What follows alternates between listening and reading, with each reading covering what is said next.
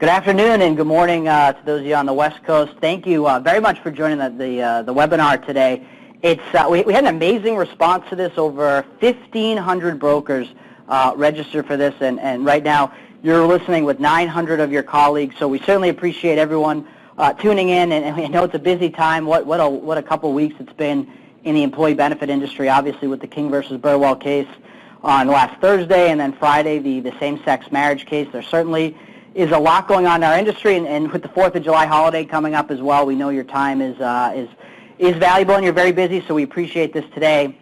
Before I get into the case and sort of really the future of the Affordable Care Act, I just want to say thank you. As you know, we are a carrier in a very crowded space in the stop-loss and employee benefits industry. It's because of you that we are the #1 independent writer of stop-loss. We have over $1 billion block, and when you look at Sun Life's size and scope, in North America in its entirety, we are the #2 group carrier when you look at the U.S.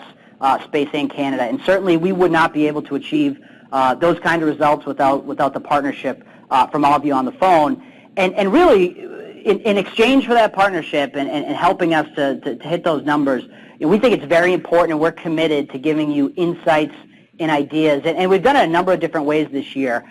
We are going to be the #1 provider of continuing education in our industry this year. We will provide you, as an industry, with more than 30,000 hours of continuing education. We also are committed to looking at the size and scope of what we offer and giving you some ideas of what that could mean for your clients. Hopefully many of you have seen our new stop-loss catastrophic claims report. It's the 4th year that we've done this. And in that, we're looking at, again, in our $1 billion book of business, how many $1 million claims we have each year. And since the Affordable Care Act has gone into effect, it really is amazing just how the $1 million claims have grown for us. If you haven't seen that report, please reach out to your stop-loss specialist. A lot of great insight to talk to your clients. And today really is a continuation of a conversation that we had with you back in April, when on April 1st we had Jonathan Gruber and Michael Cannon at our 3rd Sun Life Summit talk about what they thought was going to happen in King versus Burwell. And certainly those are two folks, whatever your opinion of either of them are, that have been very close to the Affordable Care Act and certainly gave us some good insight on the case. And of course now we're here. We now know the decision. We now understand that the Affordable Care Act looks like it's going to continue to march on, at least for the foreseeable future.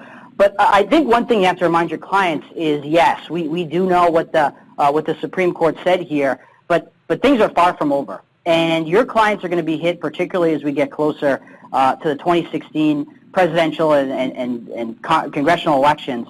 They're going to be hit with a lot of different political messaging about what both the Democrats and the Republicans want to do with the Affordable Care Act. And really, and hopefully I can show you this over the next 45 minutes or so, in a way, King versus Burwell, the decision that came in, almost frees both Democrats and Republicans to actually really work to making the law better. Again, we know that it's going to be here for the foreseeable future, and I think there's some real opportunity for folks on both sides of the aisle to again, improve the law in a number of different ways. So the way that we're going to do the presentation today is I've broken it down into 3 different topics. So first, I have to spend a few minutes on the opinion, really just some very illustrative writing from both Chief Justice Roberts and Justice Scalia as well. And we'll talk about just what Chief Justice Roberts said and what he didn't say. And then, as you know, the lawyers always have ways of winning on these things. We'll talk about the next case. Yep, no, you heard me correctly. There are more cases still out there. The next case that's going to affect the Affordable Care Act, and it actually is on a similar subject. We'll talk about where that case is now and how that could shake out in the future. Then we're going to get into, I called the next part, politics versus reality, because this is where you really have to ground your clients as to what both the Democrats and the Republicans are saying, both about modifying the law, repealing the law, and we'll talk about, again, how both sides are going to frame the argument as we get closer to the 2016 elections, and maybe give you some ideas of how to really position what could actually happen to your clients, or what could actually happen to the law, I should say. And then finally, then we're going to get into the future of the Affordable Care Act, and this is where we're going to talk about why I think, again, the decision has sort of freed both the Democrats and the Republicans to really take a step back, look at what's working in the law and what's not, and make some meaningful changes to the legislation before the 2016 elections. So as you can imagine, we have a lot that we're going to talk about in the next 45 minutes or so. The way that this is going to work is this is a webinar. We are going to take your questions down the bottom of your screen. You'll see there's a place for you to put questions in. I'm going to take the questions at the end.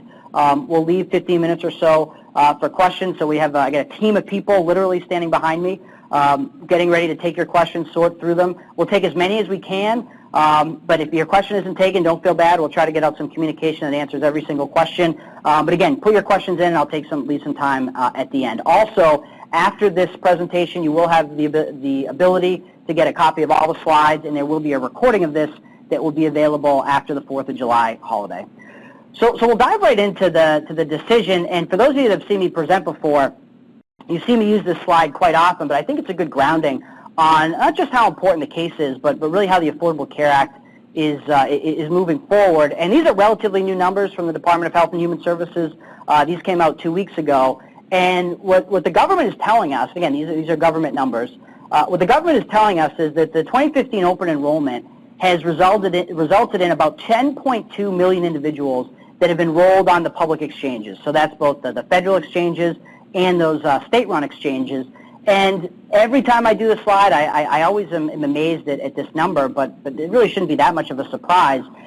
The numbers that you see there in blue, or the part of the chart in blue, those represent 8.7 of the 10.2 million individuals that are receiving a tax credit or subsidy to help them pay for their coverage on the public exchanges. About 85% of those that enroll nationally are getting some type of tax credit or subsidy. So it means, in other words, that there's very few, only 15%, around 1.5 million individuals that are enrolled on the public exchanges that are paying their full premium. What's interesting about these numbers is if you had talked to me about 2.5 months ago, I would have said these numbers were 11.7 total enrolled. But what's happened over the last few months is obviously some folks have fallen off the insurance rolls. More likely than not, we're going to see that number tail off to about 9.3, 9.4 as we get farther into the year. And you know, the reality is, from what the White House and the Department of Health and Human Services was hoping for, if we have 9.5 million Americans on those exchanges at the end of 2015, for them, in a way, they'll view that as a successful open enrollment. Now, of course, why this case mattered so much and where you could really put your clients at ease about certain parts of the Affordable Care Act is most states don't have a state-run exchange. Only 16 states plus the District of Columbia had set up a state-run exchange. The other states are on the federal exchange. And as you can see here, the majority of Americans that are enrolled on those federal exchanges, and almost 87% of the folks on those federal exchanges are receiving some type of tax credit or subsidy, and that's what the whole case was about.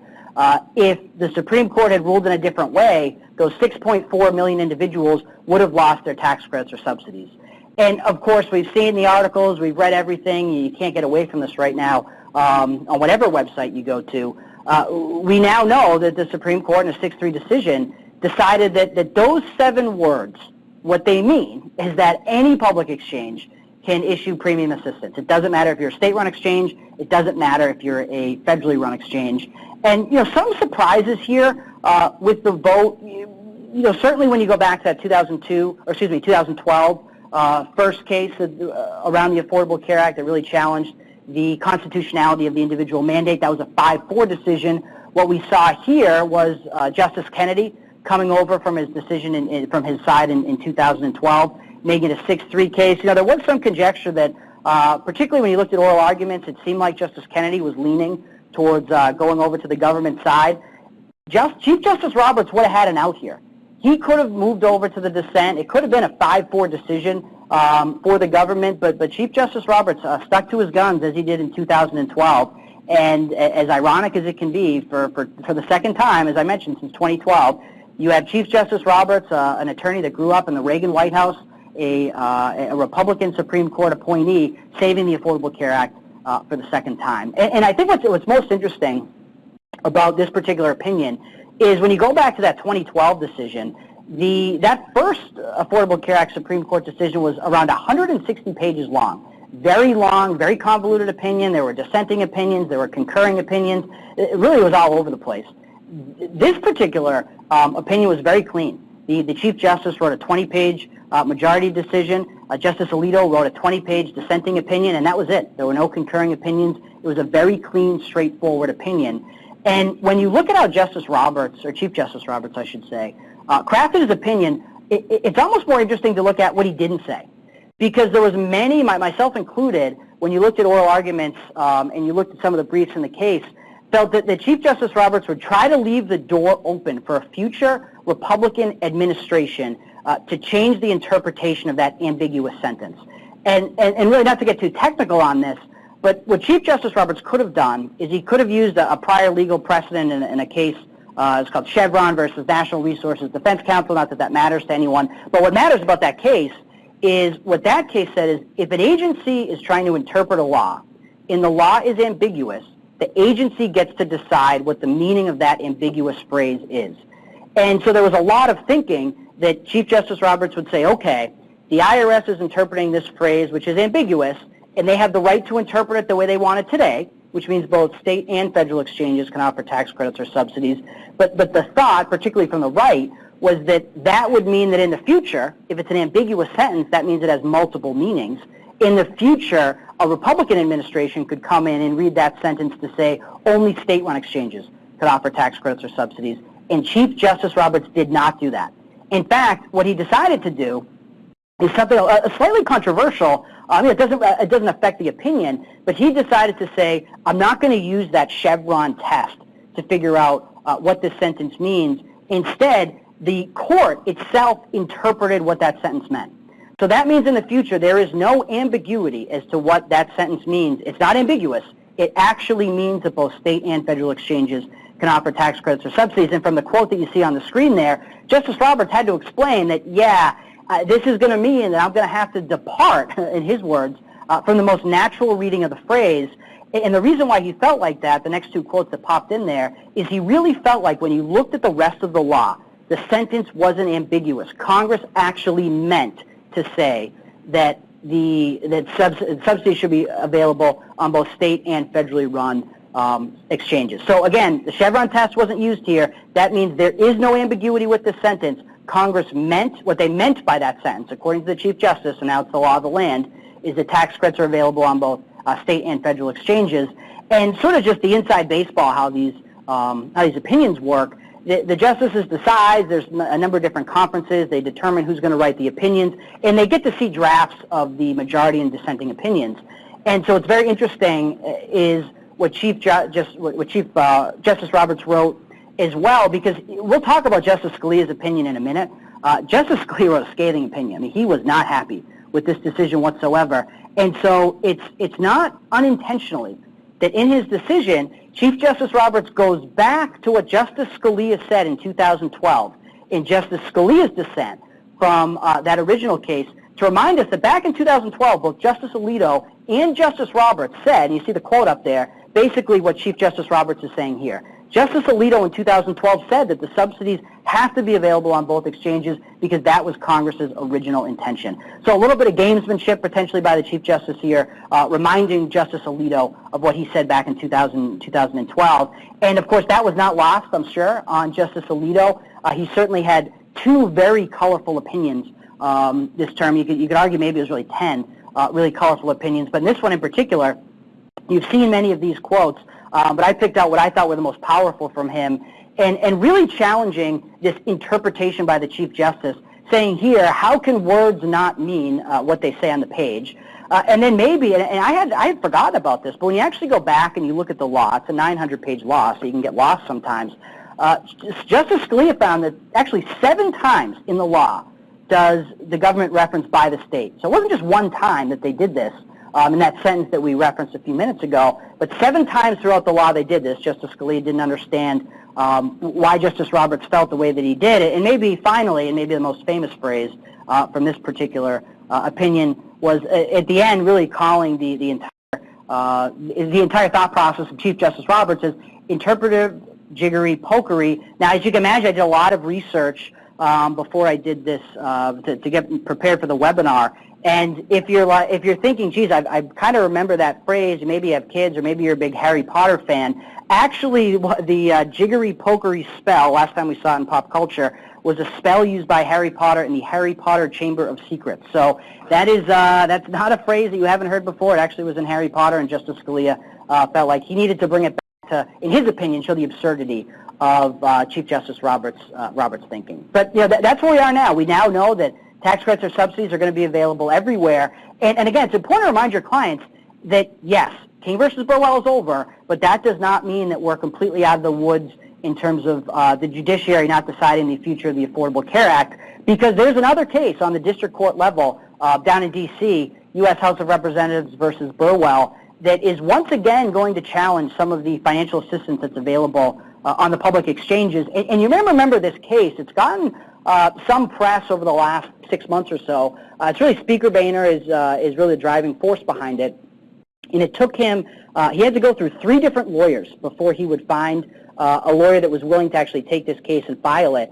And what Speaker Boehner is alleging in this case, it's really 2 things. The first is that President Obama and really the entire executive branch does not have the authority to delay the employer mandate as they've done. As we know, the employer mandate's in a number of different delays. It's not really even in effect this year. It doesn't go fully into effect until 2016. And Speaker Boehner in the lawsuit says that's not the executive branch's ability to do that. They don't have that decision-making authority. The legislature makes the laws. The executive branch is not able to then change them. So that's the one issue that they brought up, and that's sort of a more of a symbolic type claim. Certainly, if the court were to rule in their favor, it would be nothing more than a reminder to the Obama administration that they can't necessarily use executive action to make changes to legislation. But the employer mandate's been delayed. There's really nothing that can happen retroactively there. It's the second claim that's really the interesting one. And this is where, and sometimes we get so caught up in these premium assistance that individuals are getting on the exchanges, we forget that there's actually 2 types of financial assistance that someone can get on the exchanges. There's the premium assistance, and then there's the cost-sharing reductions as well. And as we talked about earlier, there's 8.7 million individuals receiving pure premium assistance, and out of them, more than 50% of those folks then also get some type of cost-sharing reduction. And I'm going to greatly oversimplify the cost-sharing, but essentially what that is so I'm on the exchange. I need less than 400% of the federal poverty level to qualify for a subsidy for premium assistance. Well, if I have less than 250% of the federal poverty number, now I'm also eligible for cost-sharing assistance. And what that's going to do is, let's say I bought a silver plan. I have to buy a silver plan to get that cost-sharing. I buy a silver plan, and the deductible is supposed to be $3,000. Well, because of my income level, I make less than 250% of the federal poverty level. Well, my deductible, instead of the $3,000 that it should be, is only going to be $500. Now, it's a grossly oversimplified explanation of the cost-sharing subsidies, but that's essentially how they work. And what's at question here is the Republicans in the House of Representatives aren't questioning the availability of cost-sharing reductions, but they're questioning who should pay for them. So in 2014, there were $3.9 billion of cost-sharing reductions that were allocated to individuals, and the government reimbursed health insurance companies for those cost-sharing reductions. And what the House of Representatives is saying is, hey, listen, we passed legislation that financed premium assistance, but we did not pass legislation that financed the cost-sharing subsidies.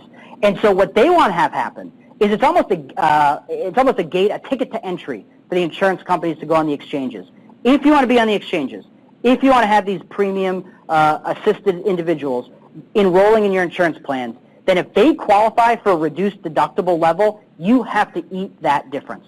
Today, the government is reimbursing them for them, but the House of Representatives is challenging that, asking instead that the insurance companies not be reimbursed for those cost-sharing reductions, with the House saying in this lawsuit that they never appropriated money for those cost-sharing reductions to be funded. So I'll be very interested to see what happens here. Again, it's on the district court level, but there's big dollars at stake here. The CBO, the Congressional Budget Office, they estimate that these cost-sharing subsidies will cost about $175 billion over the next 10 years, which the Affordable Care Act is very expensive.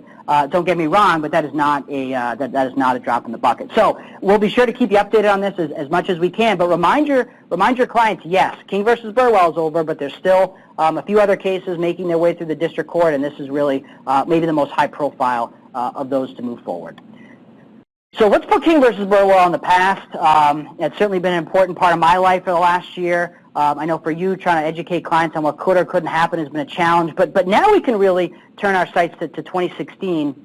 And here you also face a little bit of a challenge, but really more of an opportunity, because your clients are going to be hearing from Democratic and Republican candidates, and they have already started to, about what the decision means for the future of the Affordable Care Act. And not surprisingly, we're seeing some real political rhetoric on both sides. So I went to Twitter the day of the decision, and I pulled out some what I thought were some interesting reactions from some of the candidates on both sides.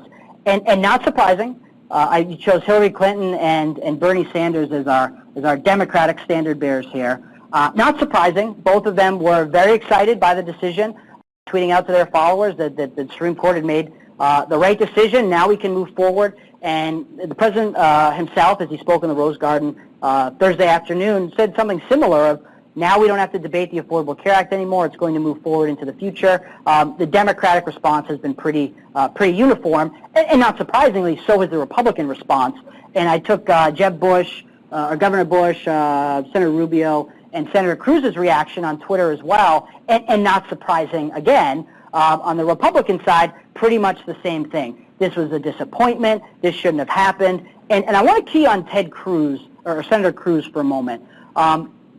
Only because I think this is where you're going to see the Republicans talk a very big game, just as they should, around repealing the Affordable Care Act, because we're going to see in a minute, it's much harder to do, just from a budget standpoint. Forget about all the logistics.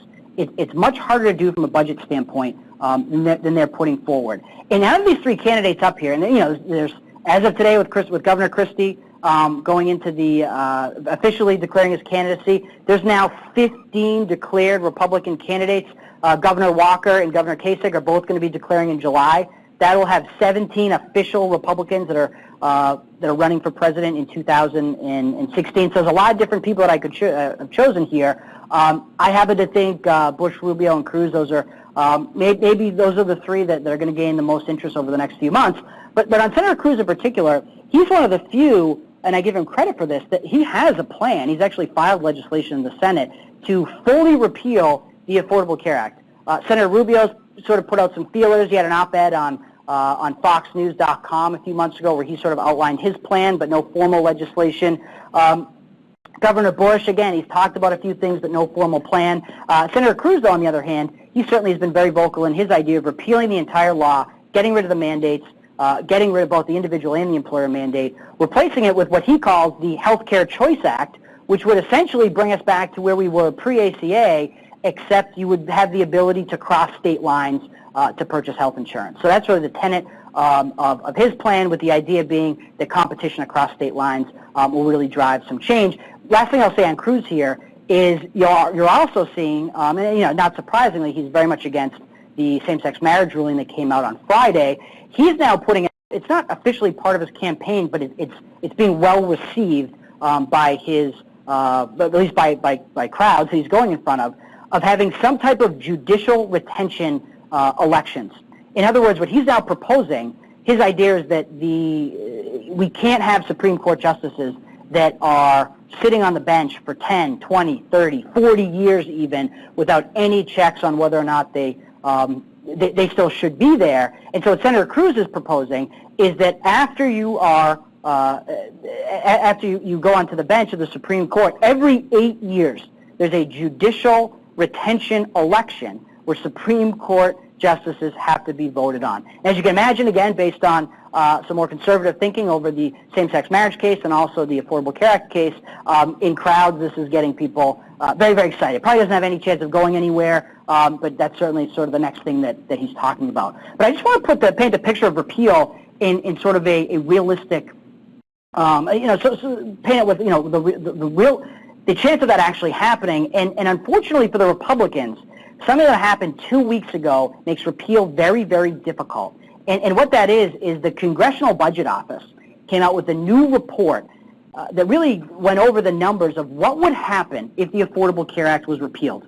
And what's interesting about this report is the Republicans were very excited about this report to come out because there's a new director of the Congressional Budget Office. It's Keith Hall, and he is the new CBO director. He worked for President Bush. He was on the Council of Economic Advisors for the second President Bush. And the idea by Republicans in Congress was that by having a Republican at the head of the CBO, which is supposed to be and is nonpartisan, they had a better chance of the CBO coming out with a report that says if you repeal the Affordable Care Act, it's not going to add to the debt and it's really not going to do anything damaging to the health care system. And unfortunately for the Republicans, what the report said was first it went into the increase to the number of uninsured that would happen between now and 2025 if you repealed the Affordable Care Act. And again, according to the CBO, if you repeal the law, there's 24 more uninsured individuals by 2025 than if the law is in place. And so the way that they think about this is the CBO is projecting that there'd be 36 million Americans or individuals that would lose coverage by 2025, but there'd be another 12 that would find coverage, maybe some going back to their employer, some finds on the individual marketplace. So when you net that out, there'd be 24 million more uninsured by 2025. And so what the numbers would be is with the Affordable Care Act in place in 2025, there's scheduled to be 27 million uninsured individuals. Without the Affordable Care Act in place, with it being repealed, there'd be 51 million uninsured individuals. Now, just some color on this, though. When you look at that 22 million enrolled on the exchange, that's a pretty aggressive exchange growth over the next few years. And when you really dive into the CBO's numbers, as I mentioned earlier, I'm projecting, now I'm no economist, but I'm projecting around 9.5 million or so individuals on the exchanges by the end of 2015. The CBO is saying that by 2017, they expect it to be around 20 million on the exchanges. So the CBO is projecting 100% growth in exchange enrollment over the next 2 years. And so again, by 2025, the CBO is projecting just a lot more people are getting coverage on the exchange than they do today. So maybe you can take some of these numbers with a grain of salt. But what really is difficult for the Republicans is they asked the CBO, again, under the new direction of someone who worked in the Bush White House, can you do the numbers on repealing the Affordable Care Act and its effect on the economy 2 different ways? So the first way they asked them to do it was to do it the normal CBO way. So it's a traditional way to score a law. There's not a lot of dynamic numbers in there, not a lot of macroeconomic analysis. And when the CBO came back, they said, listen, if you repeal the Affordable Care Act, it's going to add $353 billion to the deficit over the next 10 years. Now again, these are all numbers from the CBO. I have them there on the slide. They project the revenue from the Affordable Care Act over the next 10 years to be around $1.1 trillion. The spending from the Affordable Care Act to be about $821 billion, and so that nets you with an extra $353 billion in repealing the law. And this is a real challenge for the Republicans. They can't repeal a law and have it add to the debt or the deficit, particularly when over the last few years, especially, they've really returned to that fiscal conservativeness plank of their party that they've had for so long. It's really difficult to repeal something when the CBO is telling you it's going to add to the deficit. And so this number the Republicans do would be bad. So this is why they asked the CBO to do something they usually don't do. They said, listen, Keith Hall, you're a former Republican. They didn't say it this way, but they said, can you do us a favor and score it to take into the macroeconomic effects of repealing the Affordable Care Act and how it would actually benefit the economy over the next 10 years. The CBO did that, but the number didn't come back the way that they wanted it to. And by that I mean the Republicans. So even using a macroeconomic analysis that would say that there would be an increase in certain spending, an increase in jobs with the Affordable Care Act would be repealed, even with all of those things factored in, it would still add $137 billion to the deficit over the next 10 years. So again, the Republicans, as much as they want to publicly talk about repealing the Affordable Care Act, Senator Cruz, I'm certainly not picking on him for this. It's a good thing to rile up your base, make them excited by saying we're going to repeal the Affordable Care Act day one when I'm sworn into office. It just makes it really difficult for Republicans to do that when the CBO, now under both Democratic leadership and under Republican leadership, is consistently coming back and saying that the numbers just don't add up in terms of repealing the law. It doesn't save money, it actually costs money. Now, we could spend hours debating the CBO numbers, and I fully understand that. But again, these are the numbers that the government has to run off of, and so these are the numbers the Republicans will have to deal with. All that said, though, I think if you can get this across to your clients, I think this is where you can have a real win for yourself. The law is here. It's not going to be repealed, but there are going to be changes. And as I opened up the call, I said, in a way, the King versus Burwell decision frees up the Democrats and Republicans to make real change to the Affordable Care Act, to some of the unpopular parts of the law. And so let me talk about three things that I think are highly likely to change, two more likely than the third, but to give you some idea of there's real dialogue going on in Washington on a bipartisan level of changing parts of the law that are unpopular. But make no mistake, individual mandate, employer mandate, that's not what we're going to talk about here. It's little smaller pieces of the law. And so I don't have any magical polling thing that we can do on this on the webinar here, but I just want you to think about this, just in your head. When you look at these numbers here, because I'm going to tell you the answer in a second. According to the CBO, all the documents we just referenced a minute ago, the CBO told us last week, or 2 weeks ago, what the largest driver of revenue is for the Affordable Care Act projected over the next 10 years. So what do you think it is? Is it going to be the high-income surtax? And basically what that is now if you make more than $250,000, you pay an additional, basically 1%, it's 90 basis points, 1% into the Medicare Trust Fund. And also, if you have investment income like dividends or capital gains, you pay your regular taxes and you pay an additional 3.8% on top of that. So that's part of the Affordable Care Act. It doesn't pay for anything special in the law, but it's just a new tax that came in. So that could be one. Cadillac tax, self-explanatory. You don't have to go into that for all of you on the phone. Employer mandate penalties, we all know about those $2,000 or $3,000 penalties. Individual mandate, $700 next year, or $695 if you don't have coverage, or is it something else? So just think about that. If you're sitting in a room with people, you can debate it for a second. What do you think it is? And I was surprised. I kind of gave it away, I guess. I was surprised at what the answer is. According to the CBO, the largest driver of revenue over the next 10 years for the Affordable Care Act is the high-income surtaxes. Now, I'm not saying it's good or bad, but just think about that for a second. This affects individuals that make more than $250,000 a year. Extra money goes into the Medicare Trust Fund. Extra money, that 3.8% investment excise tax, that just goes into the regular tax bucket. It's on dividends and capital gains if you make more than $250,000. That's the largest driver of revenue in the law. Now, I'm not saying that's good or bad. We have a progressive tax policy, or regressive, whatever, depending on what side of the aisle you're on. We do tax individuals with higher incomes at higher levels. That said, was surprising to me to find that the largest single line item driver of revenue in the Affordable Care Act is the new excise taxes on those who make more than $250,000. I'm not going to spend a lot of time there. It's kind of interesting, but again, this is going to set the stage for what can be changed and what can't be changed. Number two, that's an actual line item in the CBO document, other changes in revenue. So the number one driver of revenue is the investment excise tax. Number two is other changes in revenue, and I'm going to come back to that and explain to you what that is, but it's related to the Cadillac tax, and I think it opens up really a real possibility of some fundamental changes to the Cadillac tax. Number three, now we're getting into actual real health insurance type information. The government, for whatever reason, the line items, all three of these. It's the health insurance tax, it's the medical device tax, and it's the tax on certain drugs that are imported or manufacturers. And you can see there, we'll talk about this later, you can't go 2 weeks without someone telling you how terrible the medical device tax is. But when you look at it in and of itself, it's only raising $24 billion. Now, if this was a call and we were talking to medical device manufacturers, I'm sure they wouldn't be happy with that comment. But in the grand scheme of things, it's not a huge revenue driver. So keep that in the back of your mind, because we'll come back to that. Then you look at the rest, employer mandate, the number 5 there, risk adjustment reinsurance.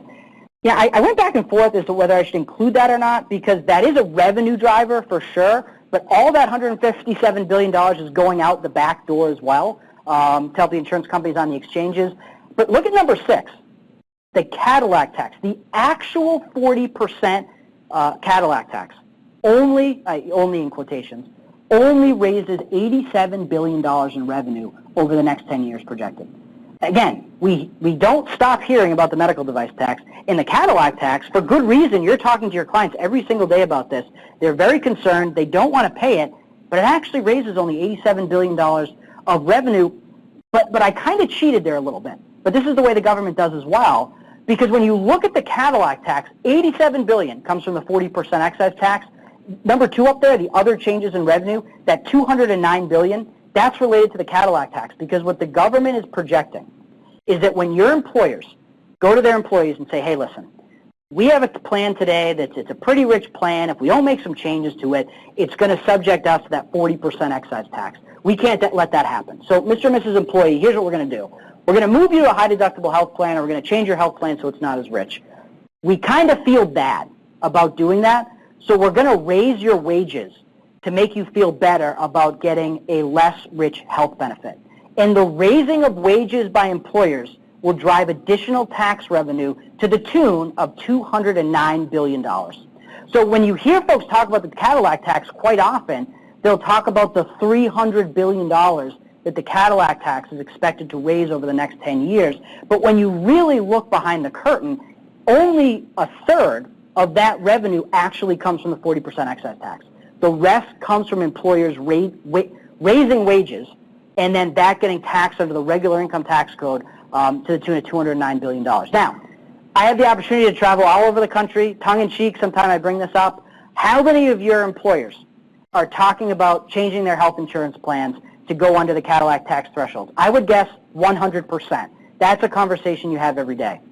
What I would ask you, and when you're thinking about this, how many of your clients in that same conversation are saying, and we're also going to give our employees a $5,000 raise because we feel bad that the health insurance we're going to offer them isn't as rich. Now, I'm sort of joking around this. It's a very serious topic, don't get me wrong. But again, when you look at all the numbers up here, for the Cadillac tax in particular, you can see some things could be repealed and they'd cost a lot of money.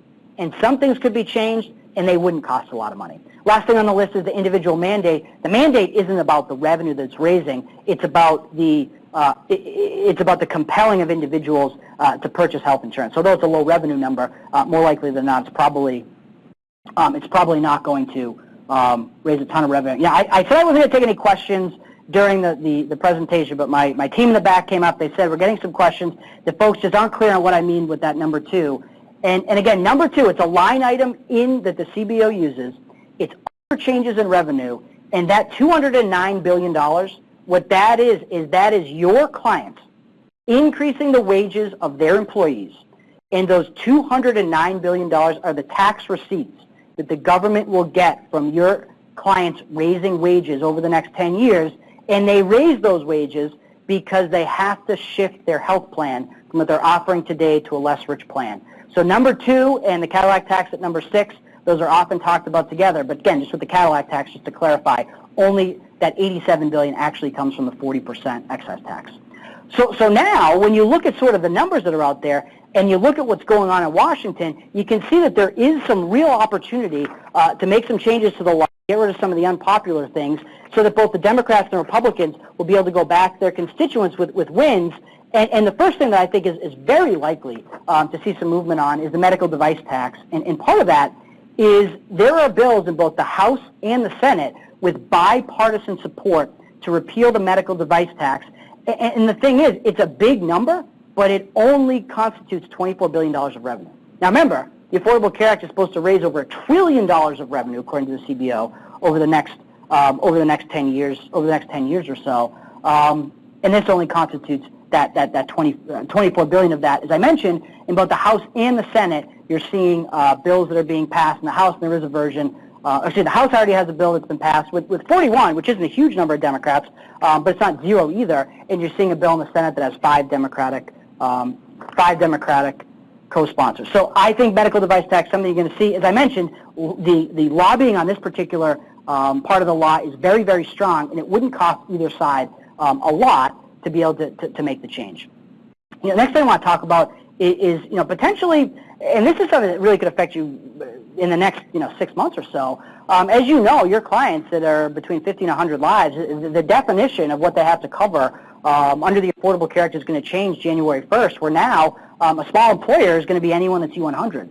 And there is, again, bipartisan legislation in both the House and the Senate to keep that at 50. Now, if the government had lost the King versus Burwell decision, I think this is something that the Democrats in Congress would have been very willing to compromise on, in particular, if they wanted to continue to have tax credits or subsidies keep flowing. But of course, the government won that case.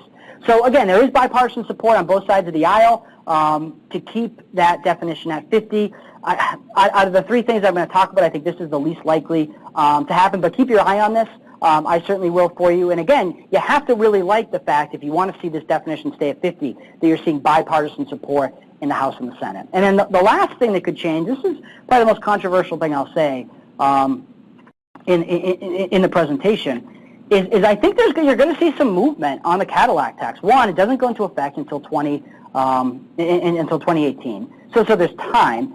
And again, when you look at what's happening in the House and the Senate, there are bills in the House that have there's a bill in the House, I should say, that has over 100 Democratic co-sponsors that would repeal the Cadillac tax. There are bills in the House with Republican co-sponsors that would repeal the Cadillac tax. And of course, this might be something that both sides can agree on, because this really helps both constituencies. We're here in Massachusetts, or I'm here in Massachusetts. Ed Markey, Senator Markey, is the senator here, and when he was running for office, it looked like in the Democratic primary, it could either be Senator Ed Markey, or there's a state senator here, Representative Stephen Lynch, who represents a real blue-collar area, South Boston, a little bit of Dorchester. And Stephen Lynch, Democrat, very, very blue, he voted against the Affordable Care Act in 2010. And the reason why Stephen Lynch voted against the Affordable Care Act in 2010 is he represents a lot of unions, and his constituency is really blue-collar, a lot of union constituents. And of course, the Cadillac tax could affect unions on a disproportionate basis because they've, of course, bargained for these great health insurance plans that now all of a sudden could be subject to the Cadillac tax. So there's pillars in the Democratic, not only in their constituency, but also Democratic House and Senate members that are saying, geez, we are getting a lot of pressure from our union affiliates to make some changes here. On the other side, of course, the Republicans are saying it's another tax that we just don't want to see out there today. So both the Democrats and Republicans can go back to their constituents with the repeal of the Cadillac tax and say, okay, this is a way that we're working to make the law better. And the icing on the cake, of course, is the Cadillac tax in and of itself only raises, I say only again in using air quotes, only raises $87 billion in revenue. So it gives both sides a little bit of cover because the tax itself is not going to be such a huge driver of revenue. So I know that we talked about a lot in a very short period of time. I appreciate the attention over the last 45 minutes, and I have stacks of questions. I'm very concerned over how many questions I've gotten here, but we're going to get through as many as we can. But when you think about the high points that we talked about, King versus Burwell is in. The government was able to come out victorious 6-3. It doesn't mean the end of the lawsuits for sure.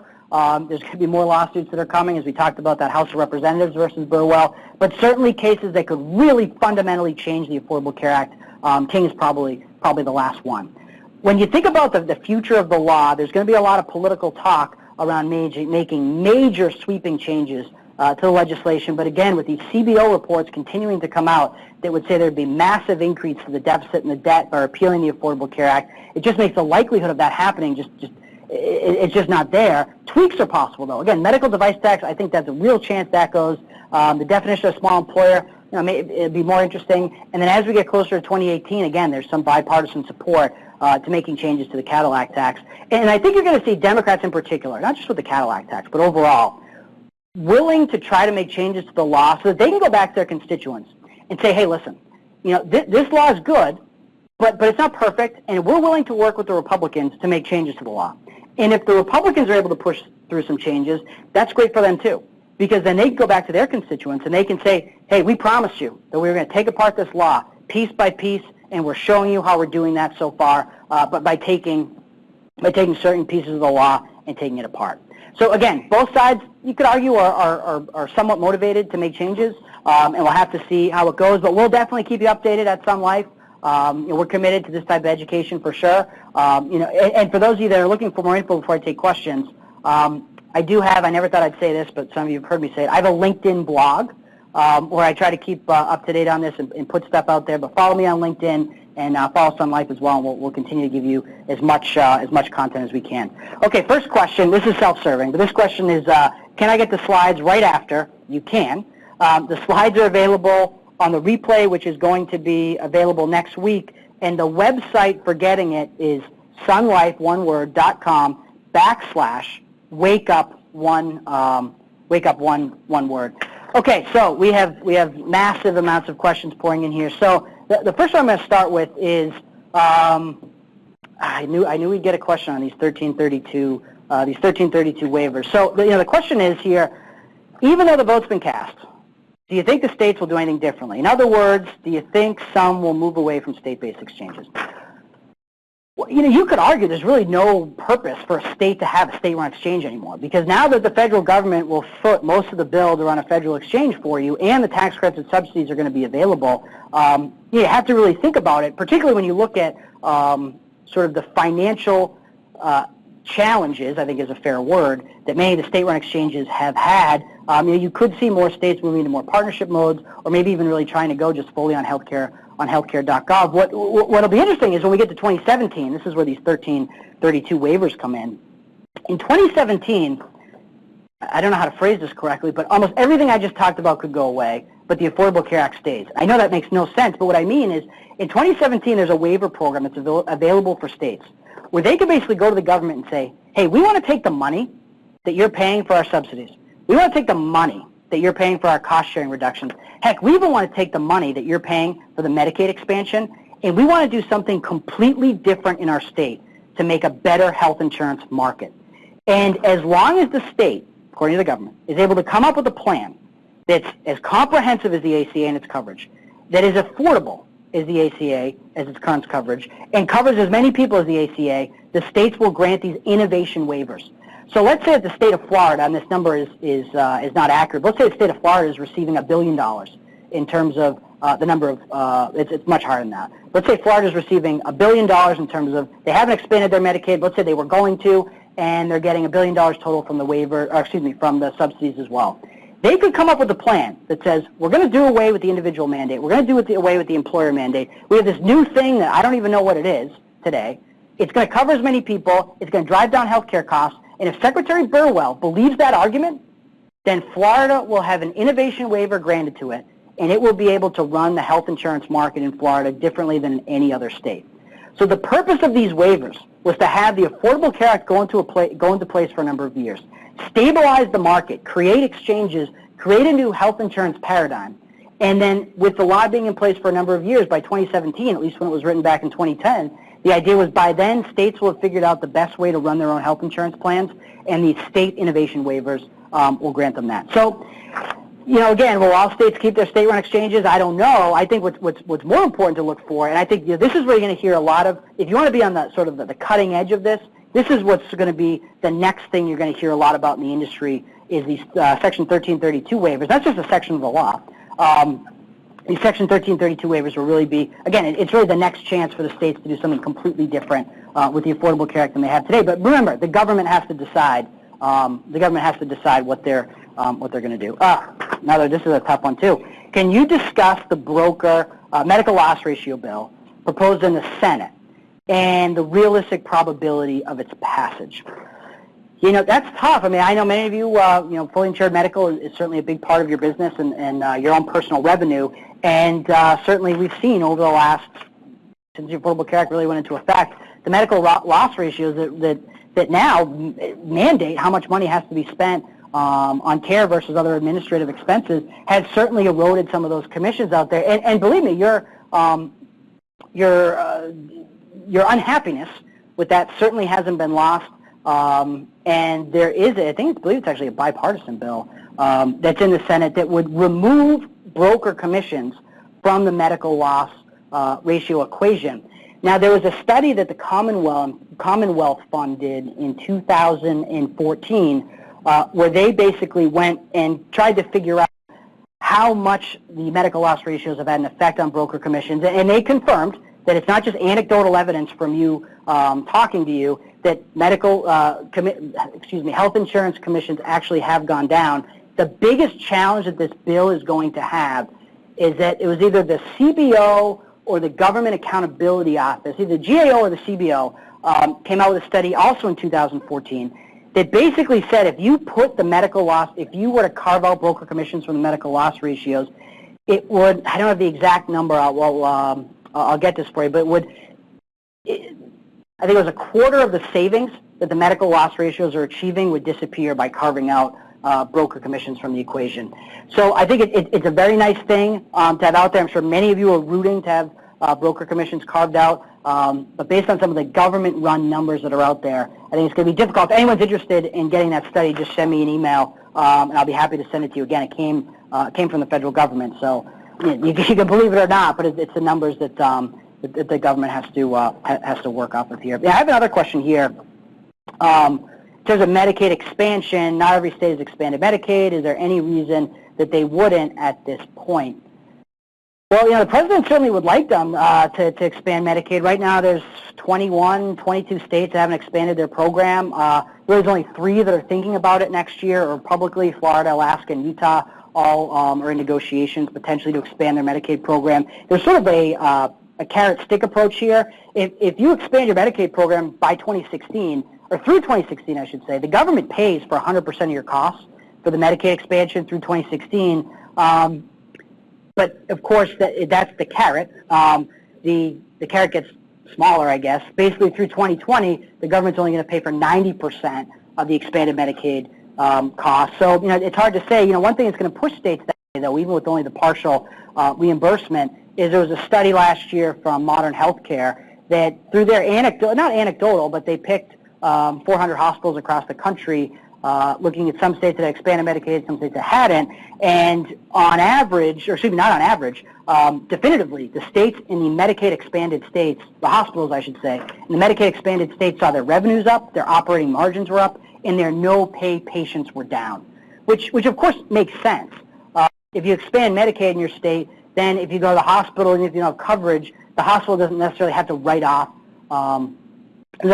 that care. It's actually able to get some type of compensation back from the government. So, there will be some pressure. We're starting to see that actually from some hospital systems in states that haven't expanded Medicaid to try to work with their state governments and saying, hey, if you expand Medicaid, it's going to really help us out. The challenge for the states, though, is, as I mentioned, the government's only paying 100% of those costs through 2016. It's 90% in 2020. And after that, we're just not sure. Okay, it seemed like everyone has been waiting for a decision. Yes, no one more than me. Now that it's here, what do you think brokers should be focused on? I feel like my team's only picking the hard questions. That's another great question. If you think about what you've had to, sort of the dance you've had to play over the last, well, I mean, go back to 2012. Go back to 2010. The laws passed in 2010, except it's passed, and then we're not sure if it's going to work. The Democrats use reconciliation. Scott Brown members elected in Massachusetts. The Democrats don't have the 60 votes anymore, and you're hearing the law is not going to go through. Democrats use reconciliation. They put it through. Then you're not sure what's going to happen because it goes to the Supreme Court for the first time. You have to tell your clients, be careful, we're not sure. Then there's the Governor Romney versus President Obama election. If Governor Romney wins, the law is going to go away. President Obama wins. So constantly over the last, really, since the law has been put into effect, you've been having to sort of hedge your bets with your clients of, sure, you have to do all the work because the reporting is onerous. It's going to require you and your clients just a huge amount of work to make sure they're doing it all. But on the other side, you have to say, but of course it could go away tomorrow. Well, I think now you can stop saying, well, of course it could go away tomorrow, and say the law's here. It's going to be like that. It's going to be essentially the way it looks for the near future. But of course, there's going to be tweaks to the law. But I think you should start focusing on living in an Affordable Care Act world, and maybe, and of course this is also hard to do. Maybe start just going back to the basics of benefits. The government's projecting that many employers will drop coverage in the next 3 to 5 years and put their employees on the public exchanges. That's why the government is projecting so many people on the public exchanges by 2025. They think that most of those folks are coming from your clients dropping coverage. And of course, when you think about it, employee benefits, yeah, you get your coverage, you get your disability, you get your dental. I mean, that stuff's important. But the reason why employers offer benefits is because it's a way to retain and attract employees. And so maybe it's almost just going back to the basics of, okay, your plan is here to stay. We're making changes in case the Cadillac tax is going to be here. But, why are you offering employee benefits in the first place? Let's go back and just look at your entire employee benefit package.